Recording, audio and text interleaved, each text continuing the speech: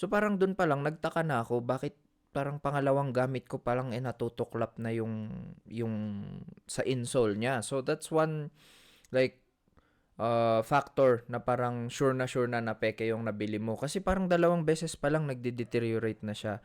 Tapos, no, third issue na naranasan ko na is yun na, yung indentation. When I was using it, second time sa treadmill, I usually run 5 kilometers either outside or sa treadmill. Tapos yun, napansin ko na like iba na yung difference, hindi na balance yung stride ko, ganun.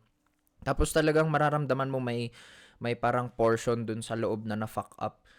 Which is an important aspect, I believe, if buying fakes are your option para sa akin Kasi pag bumili kayo ng peke, again, yun nga, mura. So expect nyo yung durability niya, it's not on par with the original. Kasi nga wala silang quality control. At saka most probably if sobrang mura, iba na yung material na ginamit. Nag-skip out sila sa glue, nag-skip out sila sa printing, ganyan. Para nga makatipid.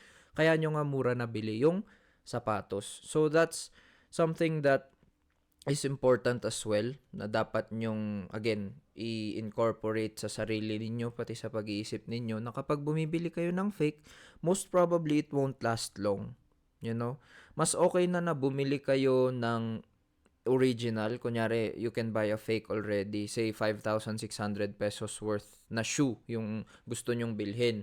Meron lang kayong 3,000. Tiisin nyo na pag-ipunan para maging 5,600. Kasi, imaginein mo, if yung bibilhin mong fake costs only 2,500 compared to 5,600, so parang may 3,100 peso difference. Malaki na yun, di ba? If i-consider mo na pamilyado ka or basta, I mean, malaki na yun in today's inflation rates, I guess. Pero yun, yung